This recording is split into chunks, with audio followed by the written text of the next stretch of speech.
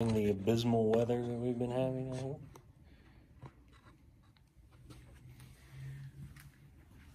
So, today, we'll talk about the Civil War. A rather unhappy topic. That being said,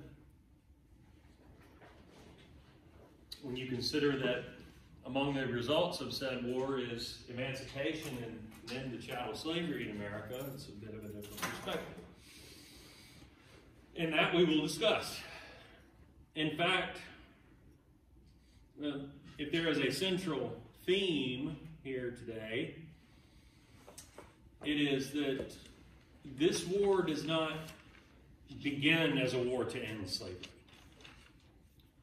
That being said, its causes certainly are all intimately related to the institution of slavery. It is a war brought about, as you know, from a crisis surrounding the potential expansion of slavery into America's western territories and the sectional conflict between North and South and the balance of power and what's going on with America in terms of its political parties and so on. But, strictly speaking, when it began, it was not a war in which the Union or the North set out to destroy the institution of slavery in the South. But that is eventually what it becomes. So if we understand one thing or take away one thing from today, it should be, how does that happen? How does this eventually become a war to bring about an end to slavery in America? And why was it that the nation and its two sections felt compelled to spend the better part of a decade fighting in a war which ultimately cost the lives of some 600,000 Americans? Deadliest conflict in American history. Here is the backdrop and the lead up to the election of 1860. This will be a little bit of review from the end of last time.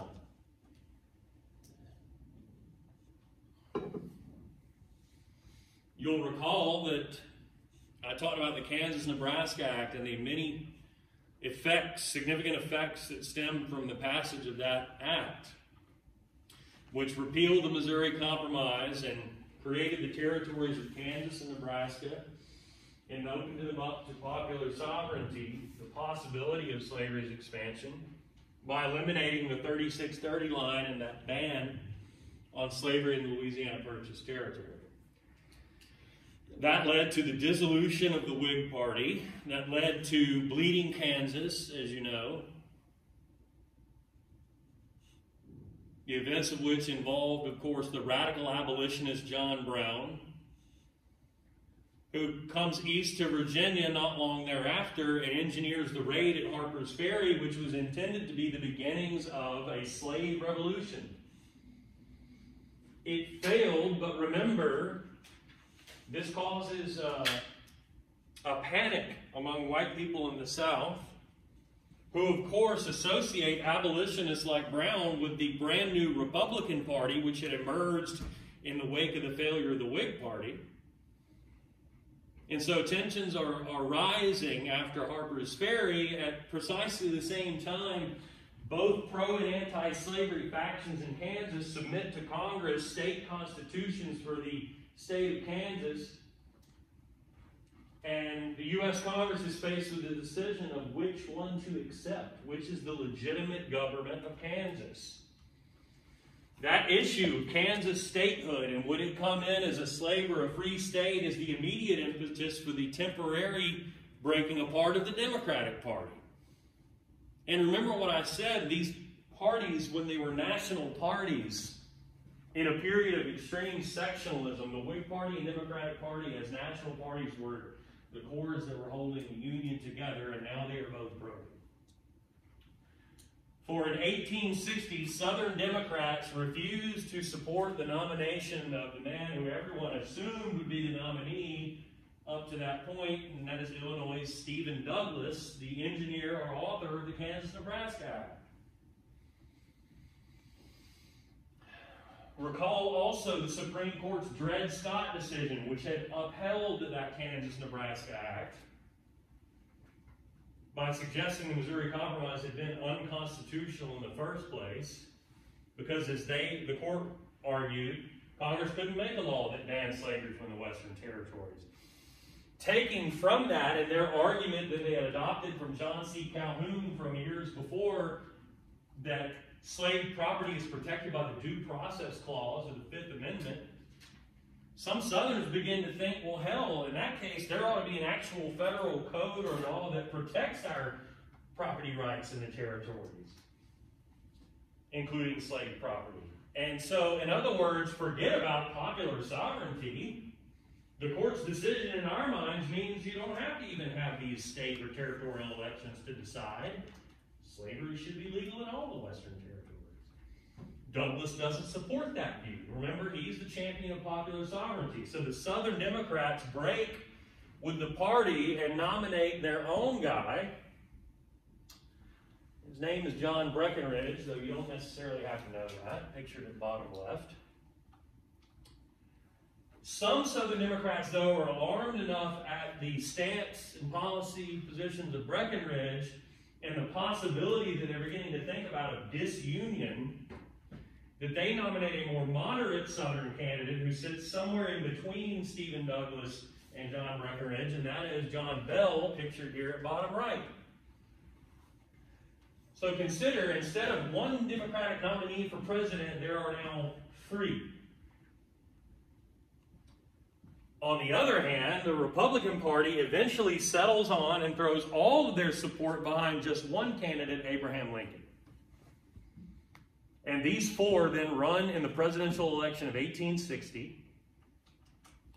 And so you might take from that the idea, well, of course, if you have 2 major parties and one of them splits 3 ways and nominates 3 different people, they're almost definitely going to lose if the other side is behind just one candidate, right?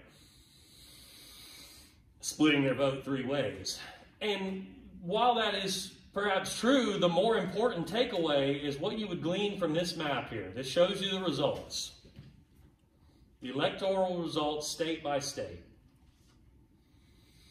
And you can see Breckinridge carried much of the South, from Texas to North Carolina. Bell captured the upper South states of Virginia and Kentucky and Tennessee. Poor old Douglas only got Missouri and a portion of the votes from New Jersey. But even more significant than that, the blue states. All free states that Republican Abraham Lincoln won, which it just so happens the way the numbers shook out at that time were enough electoral votes to get him over the top and elected president. Consider then that a Republican candidate, a party that is committed at that time to preventing the spread of slavery, has gotten their guy elected president without having to carry a single Southern state. That's the more significant takeaway here. But consider, too, that previously, you saw the map from 1844, a Democratic candidate should have been winning states in the North and South. And the centrist Democratic candidate, or the main one, Douglas, barely wins anything. Because the South has gone for either Breckinridge or Bell, and the North has all gone for Lincoln. The very election of Lincoln itself is enough to cause 7 Southern states to declare their secession from the Union, that they are declaring they are leaving the United States of America.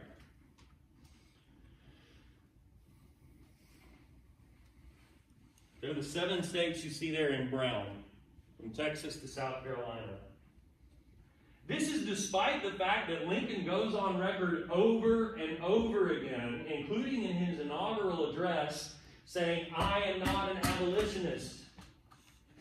I am not interested in any idea of ending slavery in the South. It is what it is. I understand the position that Southern people are in. You inherited this institution. I'm not a fan of it personally, but politically I understand. All I'm interested in," says Lincoln, "is preventing slavery from expanding. Yes, I am an opponent of the Kansas-Nebraska Act. Yes, I want to keep slavery out of the Western territories, but that wasn't enough. Southerners were so fearful of everything the Republican Party stood for that Lincoln's very election in and of itself was enough to cause those first 7 to secede. And you see the first Confederate national flag with 7 stars representing those first 7. Note that that leaves 1, 2, 3, 4, 5, 6, 7, 8 slave states that have not yet seceded and remain within the Union. They're going to wait and see what Lincoln does, while the other 7 form the Confederate States of America, or the Confederacy. Lincoln takes office. His position, his legal position vis-a-vis secession is that it is not constitutional. That the United States is not some sort of voluntary arrangement of states, a confederacy that you could simply up and leave and walk away from if you wanted to.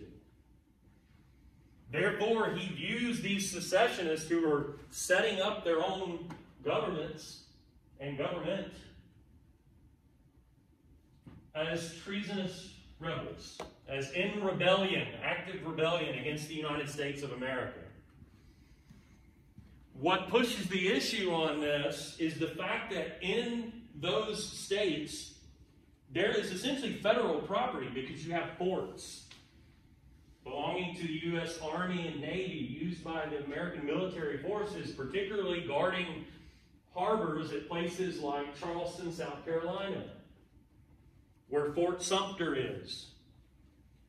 Lincoln orders troops, after he is made aware that some of the troops in these forts had simply abandoned them to the southern states that had seceded. He orders the remaining ones to stay put.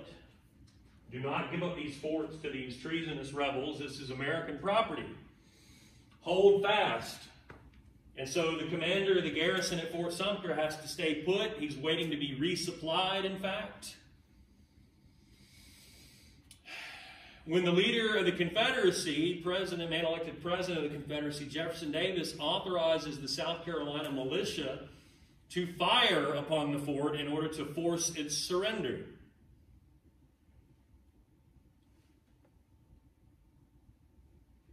These are the first shots of the Civil War. Eventually, the commanding officer does turn over the fort to South Carolina. But in response to these events, Lincoln issues a call for troops. Back then, you didn't have a large standing army at any given time when you weren't at war that you could simply call up at a moment's notice as we do now. If there was going to be war, you had to issue a call for troops. Men would volunteer, you would train them, you would mobilize. And that's what he does here in calling for, I don't remember the exact number, but a few thousand troops to serve, I think maybe 50, 75,000 troops to serve for like 3 months or something like that. I only mention those numbers to show you nobody knows that this is going to lead to a catastrophic event.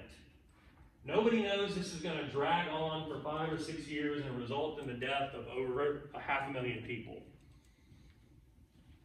I also mention it because the fact that Lincoln issues this call for troops would seem to suggest he's going to send those troops to march into or sail down to the states purporting to be the Confederacy, and that they're going to go and attempt to reclaim these federal forts like Fort Sumter. That very action is what causes 4 more states to secede from the Union. Lincoln's call for troops is followed upon the secession of Virginia, North Carolina, Tennessee, and Arkansas, who declare that they are joining the Confederacy and leaving the American Union. And now the lines are drawn. Those are your 11 states of the Confederacy, the brown ones plus the red ones, the initial 7 plus these 4. And if you're doing the math or looking at the map, that leaves 1, 2, 3, 4 slave states that never secede from the Union. 4 slave states remained, legally speaking, within the United States of America, within the Union. They never joined the Confederacy. They are Missouri, Kentucky, Maryland, and Delaware. Because they occupy what becomes the border between the supposed Confederacy and the United States, they are referred to as the border states. Slave states that never seceded and that remained, legally speaking, within the Union. That makes sense? Questions about any of that? Okay.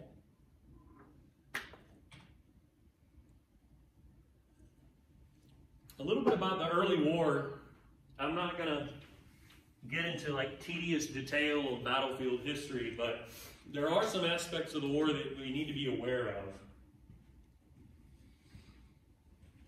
First of all, what was each side's objective? What were they trying to do? Well, if you're the Confederacy, of course, you're just trying to defend the legitimacy of what you claim as a new nation and your ability to secede.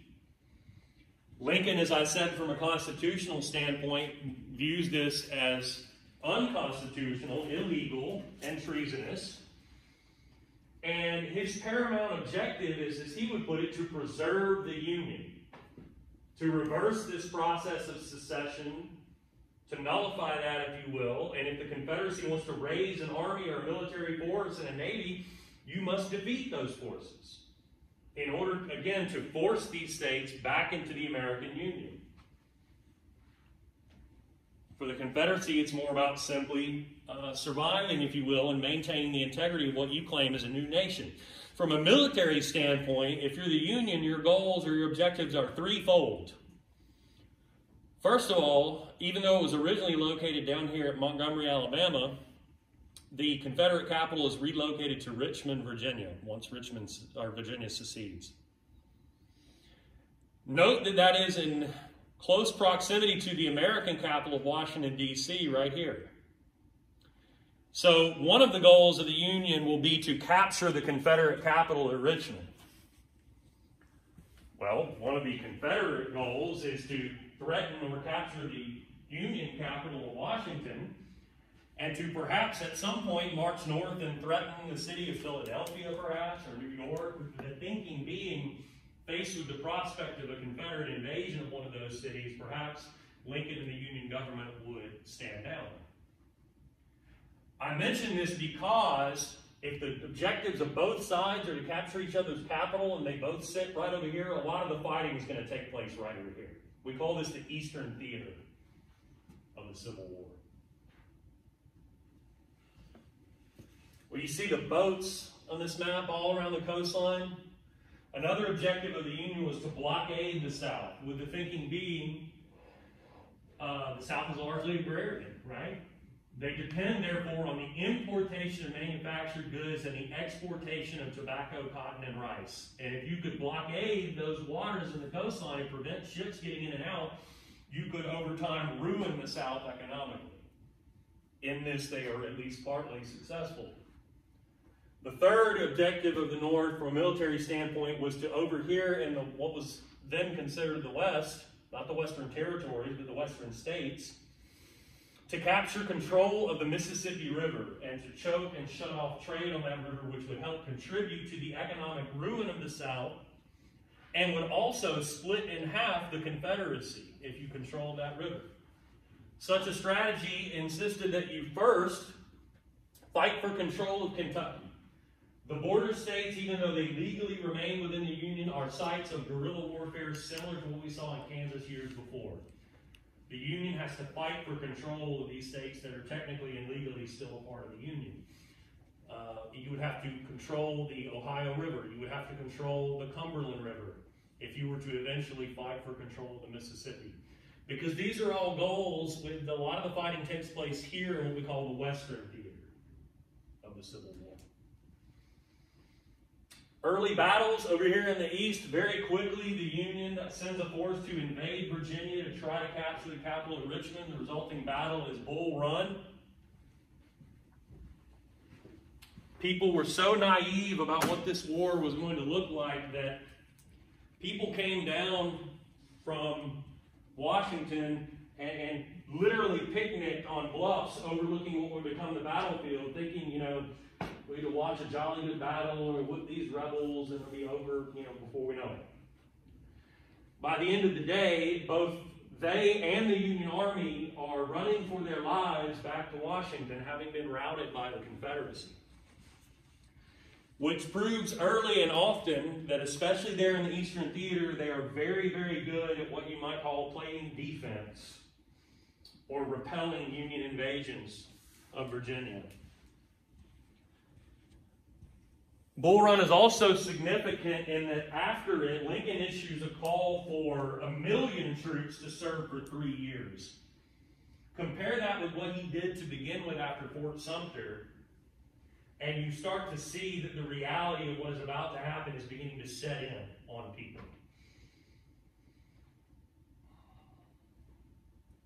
There is a much larger invasion of Virginia that follows after that, resulting in the so-called 7 Days Battle.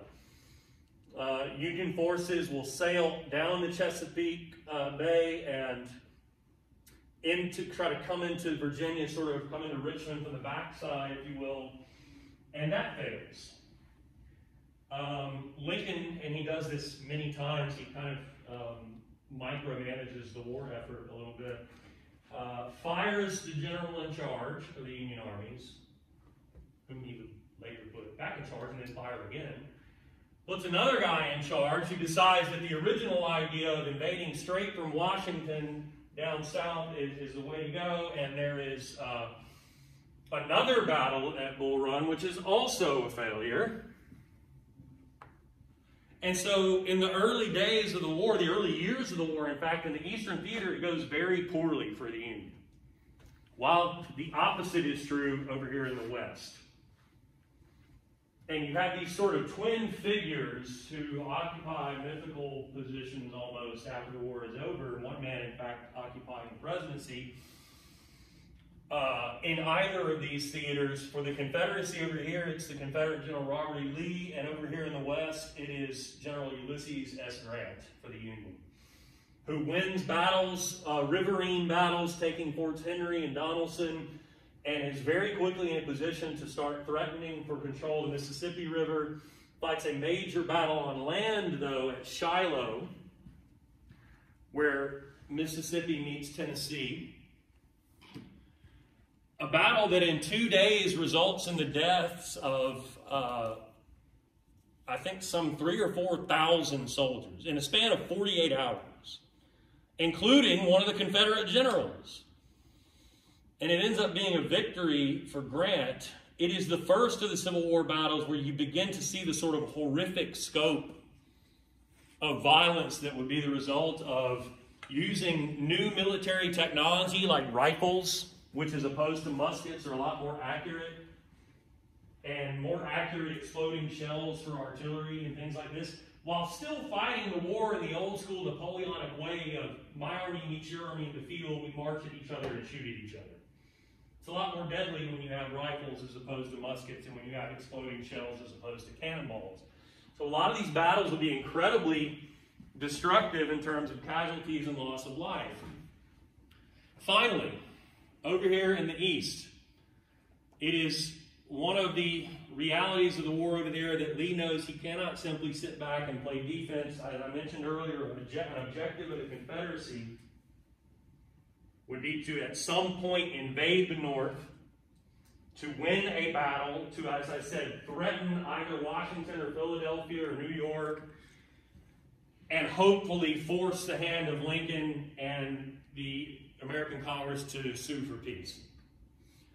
Point being that this happens in 1862 and results in the battle at Antietam in Maryland, to which I will return in just a moment.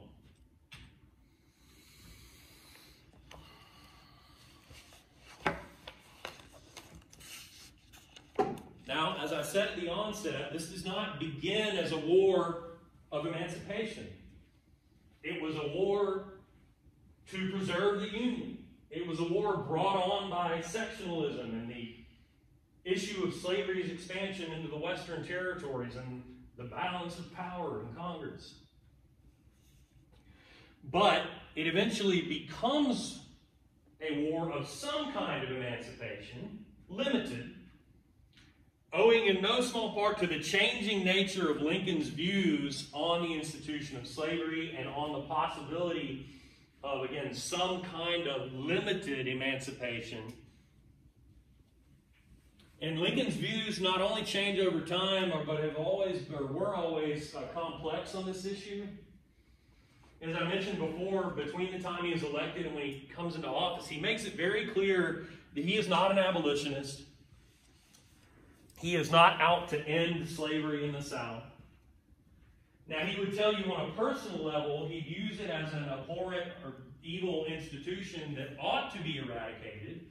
And he would tell you that if you can find it to where it existed in the South, that hopefully it would eventually die off.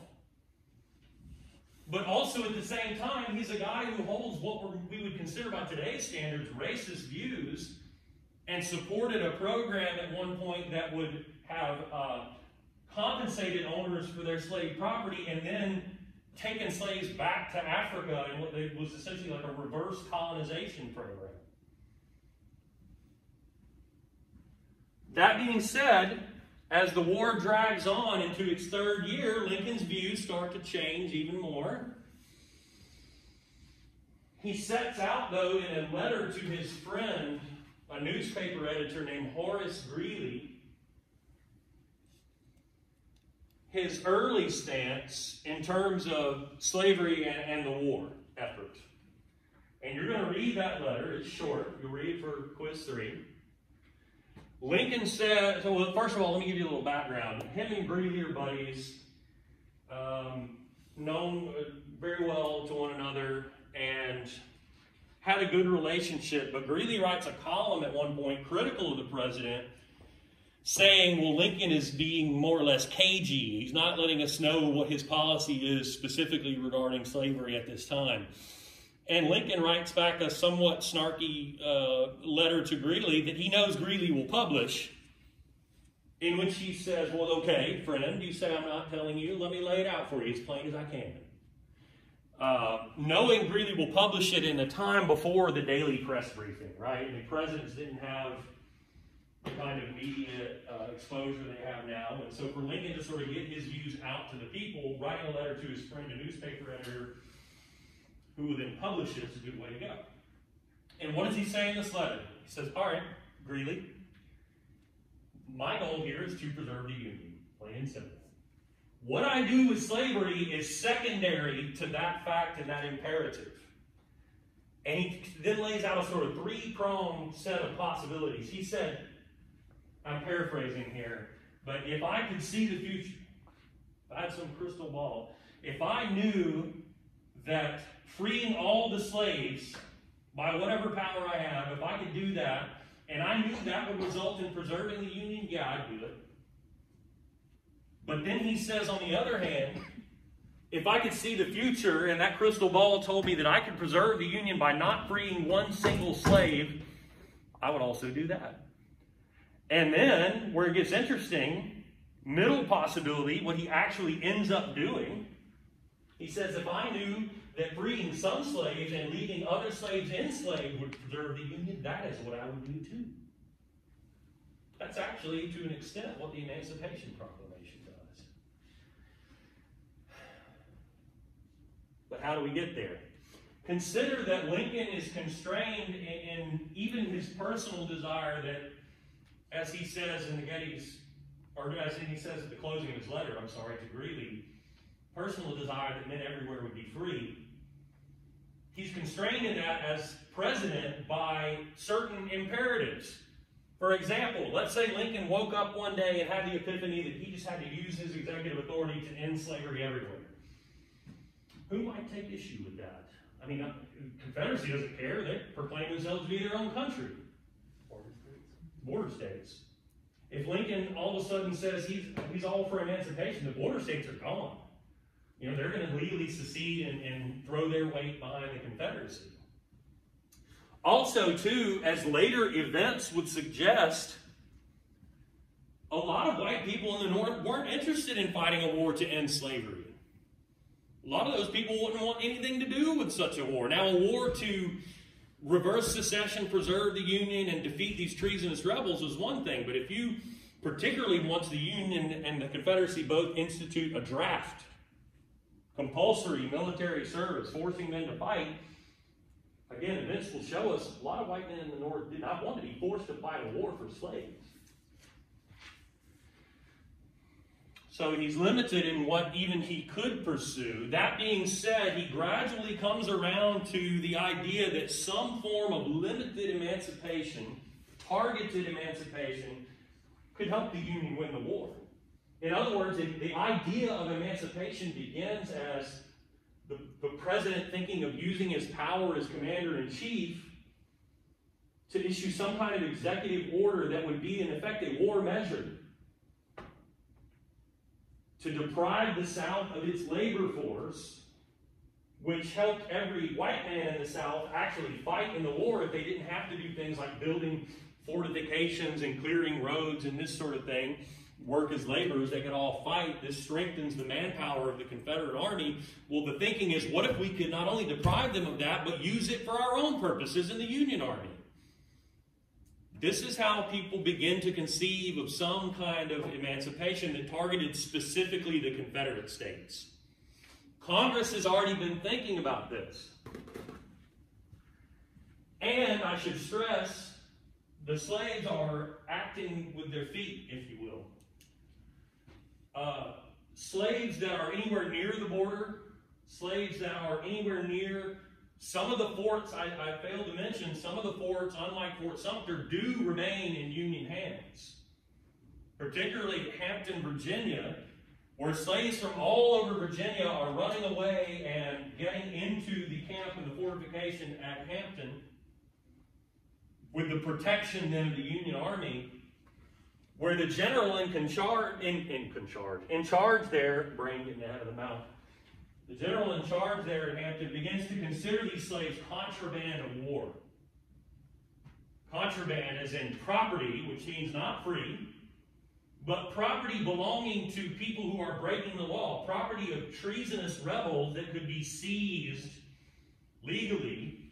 Why would he have to do this? Why would he have to come up with this sort of legal gymnastics of, oh, they're contraband, they're property, they belong to rebels, so legally we can hold them as our own property and they can work for us. And we'll pay them a wage. We won't treat them as slaves, but legally they are. Well, this would allow you to get around the Fugitive Slave Act and the Fugitive Slave Clause of the Constitution, which says just because slave property escapes into a free state doesn't mean they're free. This gives you a way around that to say, well, they can be withheld. We don't have to return them to their owners because their owners are in rebellion against the United States of America. So this is not freedom, but it does allow thousands of slaves eventually to labor for the Union Army and earn a wage. Congress eventually endorses such a policy when it passes the Confiscation Acts, which allow the Union Army anywhere it encounters runaway slaves, or anywhere it encounters slaves on a farm or plantation that they have taken in territory from the Confederacy. If their owners are engaged in rebellion, that is, if they have anything to do with the Confederacy or Confederate state governments, or they serve in the Confederate Army, those slaves can be considered contraband of war and seized. Eventually, Congress follows that with the passage of a Militia Act, which allows the Union Army and Navy to enlist these people. And eventually, as we'll see, to actually allow them to fight and not just perform menial tasks. This is important. It gives enslaved people an actual stake in the war itself. And it inches us one step closer to this.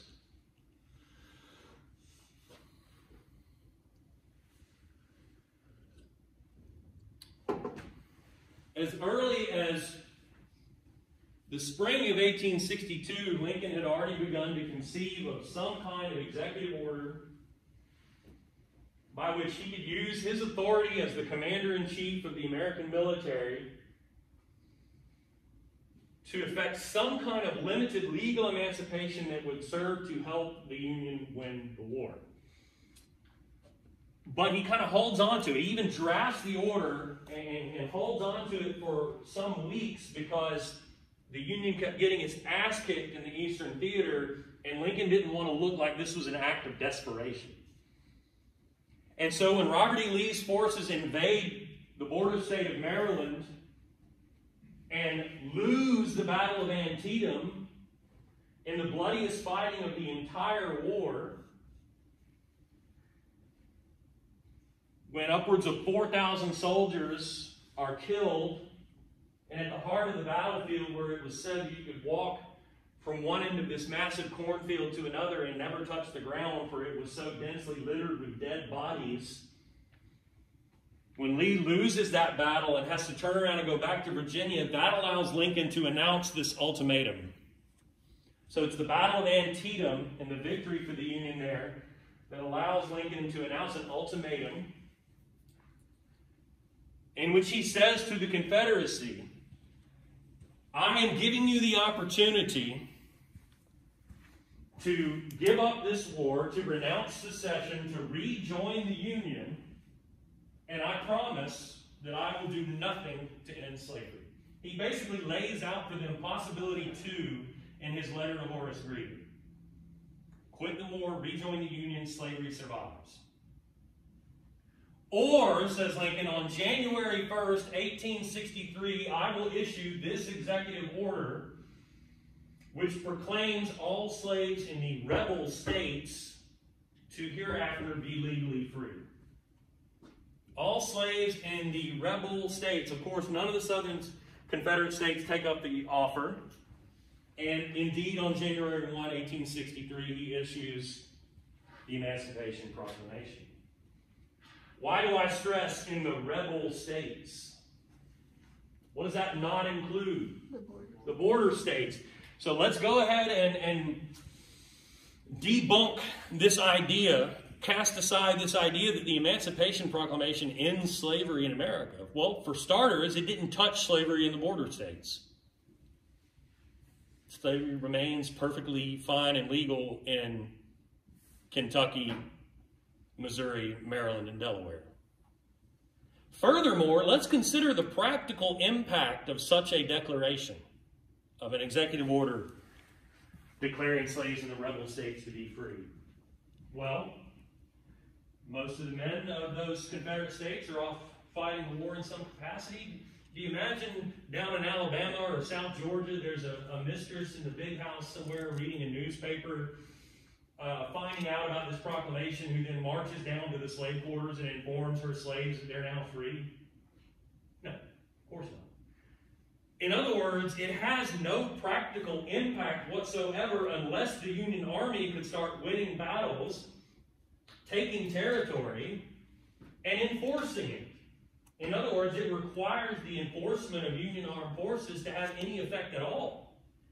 And thirdly, insofar as it does lead to freedom for some people, that's because slaves continue, and even accelerate in larger numbers, running away, getting behind Union lines, in effect freeing themselves, because they know, by virtue of the issue of this executive order, they'll no longer be considered contraband of war, but now they'll be considered free. And that's the big change. Well, one of two things that is significant about the Emancipation Proclamation. It means that when slaves do run away and get behind Union lines, they're no longer considered contraband. They will obtain their freedom. And that leads to a shitload more enslaved people running away. And two, and the most important takeaway of all, that I will stress because I've kind of torn the Emancipation Proclamation down a little bit, it begins to change the very nature of the war itself. This is the pivot point in which we see the Civil War begin to morph from what had been a war simply of preserving the Union into what would become by 1865 a war to end slavery everywhere. This is the pivot point. Again, the Emancipation Proclamation begins to change the very nature of the war itself. Lincoln makes this clear in a very brief address on a battlefield in Pennsylvania later that year. That summer, Lee invaded the North again after winning several more battles defending Virginia. And the resulting battle occurs outside of the town of Gettysburg, where he was again soundly defeated and had to turn around and go back. But months later, after they buried the thousands of dead bodies in a battlefield cemetery, the president showed up to sort of make some brief remarks. Not even the featured speaker that day. That's why it's so brief. But it becomes famous for it solidifies this idea that the nature of this war has changed in just a few years. Lincoln directs people's attention to the cemetery. He says, think about what these young men gave. He says, the last full measure of devotion, that is their lives for the cause. He says, that's humbling for us to think about. And what it is for us to do now is to dedicate ourselves to the cause for which they died. Now, for whatever reason, on quizzes and exams, people remember, it's like with Dred Scott, people remember that part and not what I'm about to say, which is more important. Think about what he could have said in 1861 or 62. We got to dedicate ourselves to the cause for which these men died, which is to preserve the Union. Or which is to prevent the spread of slavery, right? Or which is to reverse secession and bring these states back and to stop this rebellion. He doesn't say that. Lincoln says, when he insists that we have to dedicate ourselves to the cause for which these men died, he says, to ensure the United States of America has a new birth of freedom. A new birth of freedom is the key phrase. He, in other words, in a manner of speaking, has just said the purpose of this war is freedom. This is a war of slavery versus freedom, and you know for a fact it did not start out that way. And so by the end of the year, he and others are thinking about not just ending slavery in territory you take from the Confederacy, but everywhere. And if you could turn the tide and start winning the war, you wouldn't be worried about the border states and what they were going to do, because you would be certain the Confederacy was going to be defeated and there wouldn't be anything for them to join. Does that make sense? Questions?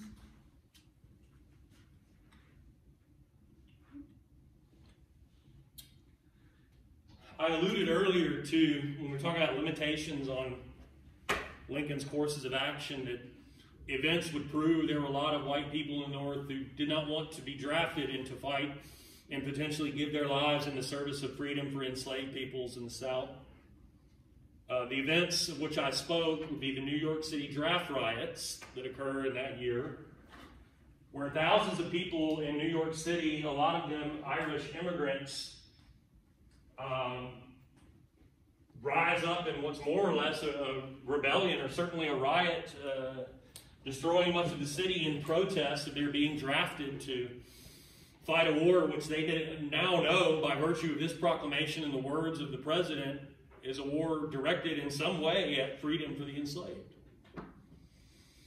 And the army that had just won the Battle of Gettysburg has to be diverted into the streets of New York to put down this riot.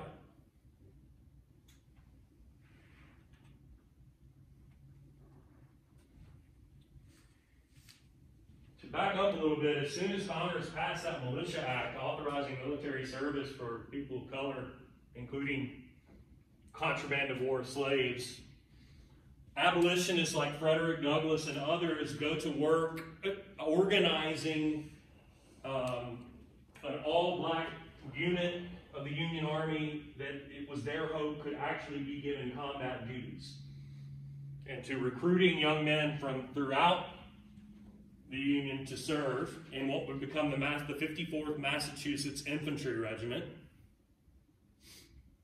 under the command of a white officer, and this was typical of the situation at the time. Black soldiers were paid less and discriminated against and always had white officers.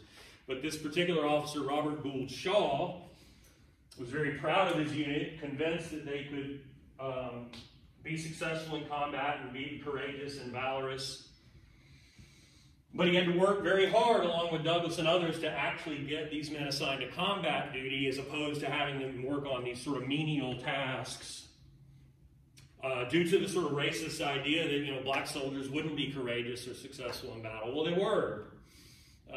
Their most famous engagement is ultimately a doomed one, but one which they display incredible valor, and a number of them awarded the Medal of Honor for their actions at Fort Wagner, where they're among a number of units assaulting a Confederate position there, and the only unit to reach the parapets of the fort, in which Shaw himself was killed, along with a number of others.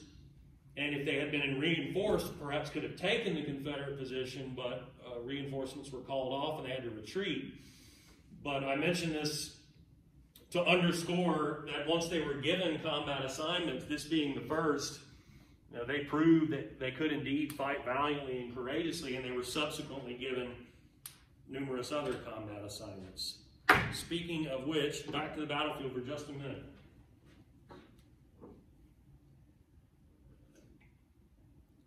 Historians like to argue about certain things, and sometimes seemingly very trivial things, like what was the turning point of the Civil War?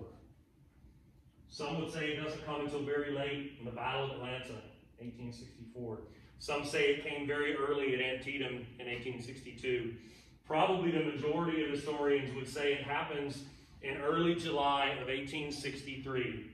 Perhaps even on Independence Day itself in 1863, when simultaneously battles were being fought at Gettysburg up here in Pennsylvania that I mentioned, where Lee is going to lose in his second attempt to invade the North, and down here at Vicksburg, where Ulysses S. Grant and the Union Army had besieged that city and ultimately starved out the Union Army there, forced the surrender of 30,000 Union troops, capture the fort, and therefore take control of the Mississippi River. It was the last fort holding out of the Mississippi.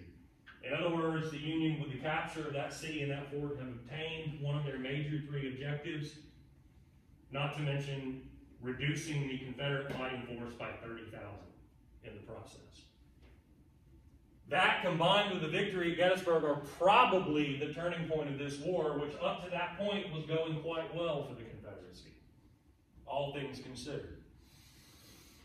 After this, Lincoln puts Grant in charge of all Union military forces, recalls him to Virginia, where he will embark upon a series of battles going against Lee and his army, and sending his subordinates, including William Tecumseh Sherman, into the heart of the Deep South to capture first Chattanooga, and then Atlanta, and then Nashville.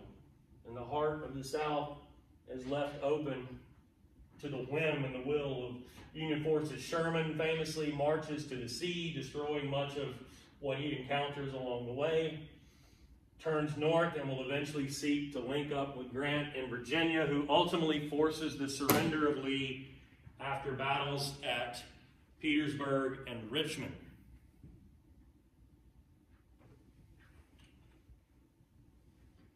The war by that last year had become what we call a war of attrition. That means it is essentially a war, the primary objective of which for either side is to simply kill as many people as possible, with the thinking being that eventually somebody's not going to have an army to field anymore. And in terms of the numbers, particularly given the effect of the Emancipation Proclamation, that kind of a war would tend to favor the Union. And Grant gets a nickname of Butcher because he understands that fact, and he was willing to fight battles in which he lost maybe even more men than his Confederate counterpart, because he knows he can replace them and they can't. And Lincoln actually appreciated that. He didn't like timidity in his generals. That's why he fired so many of them. I mentioned Chattanooga and Atlanta. There is actually no one singular battle for the city of Atlanta. Sherman kind of maneuvers down what's today the I-75 corridor and sets up positions to the north and west and east of the city. Most of the civilians abandon the city. He, of course, unleashes artillery barrages on the city, destroys a lot of it. But for a time, the Confederate Army is defending it held, but And there are a series of engagements in what's nowadays South Buckhead and over near Oakland Cemetery, east of there, and to the west around Bankhead. But what ultimately decides this engagement is that Sherman sends a detachment out of sight and sound far to the east to sneak down south and go into the west to Jonesboro to cut the only remaining railroad line leading into the city and out of the city. At which point, the Confederate Army in the city knows that it is cut off and must get the hell out of there lest they be surrounded as they had been at Vicksburg. They had just received, by way of that railroad line, a massive shipment of ammunition. Like a huge railroad car full of ammunition. But they can't take with them over land. They can't take with them by rail because the line's been cut. And they sure as shit didn't want to leave for Sherman. And so what do? They blew it up, which started a fire which burned much of the city to the ground. People in their mythical memory of this like to think, well, Sherman came and burned Atlanta down. No, the Confederates themselves set the fire, inadvertently, but the fire that burned down much of the city. And then, of course, as I said, Sherman's army carries on to Savannah, destroying farms, plantations, railroads, infrastructure. In their path, Sherman would say war is hell. And the sooner we can make civilians realize that and suffer, they'll want to quit the war and we'll all be better off because it'll be over. And by the summer of '65, it was over. Taking a break from all this, Lincoln, a couple of days after the Confederate surrender, takes in a play at Ford's Theater, during which the Confederate sympathizer and out of work himself actor John Wilkes Booth sneaks in and is able to shoot the president in the head and kills him. We tend to always think in America that any of these assassinations are some sort of plot masterminded by a bunch of different people or institutions, and almost every time it's just the work of a single person, as much as we don't want to believe that. This is an example where it actually was the work of a group of conspirators who wanted to take out not just Lincoln, but all kinds of other officials like the Secretary of State and War and the Vice President. It just so happens that the only one who either didn't chicken out or fail was Booth, who was tasked with killing the president. The consequences of this are profound, not just because Lincoln had shepherded the U.S. through the greatest crisis of its history, but because his vice president, who had just become his vice president, not his original vice president, but became his vice president in his re-election bid in 1864, happened to be a Southerner who had once been a slave owner, the thinking being that you could show the South we could be reunited again. He was a loyalist. He had been loyal always to the Union. He had not been a secessionist or Confederate. He was, of course, no longer a slave owner, but he was more probably virulently racist than Lincoln or many people, sympathized with the Confederates to a certain extent, and turned out to simply be a man who did not possess the qualities and capabilities of being an effective leader at all, and is widely considered by historians to be among the 3 or 4 worst presidents in American history. His name is Andrew Johnson. And as we'll see, the process of Reconstruction will take a significant turn due in no small measure to the actions, the inactions, the decisions of Johnson. So we'll look at that next time. Reconstruction, what it looked like during the war under Lincoln, what he sets out as a Reconstruction policy, how that looks under Johnson, and what ultimately leads to what we call Congressional Reconstruction. That is reconstructing the American Union, the process of bringing the seceded states back into the American Union somehow, some way. And by the way, as part of that process, it is the 13th Amendment to the U.S. Constitution that actually ends slavery in America, legally speaking. You know from everything we said earlier, it's not the Emancipation Proclamation. It's the 13th Amendment to our Constitution. We'll talk about that next time, along with the 14th and 15th Amendments, which collectively are considered the Reconstruction Amendments.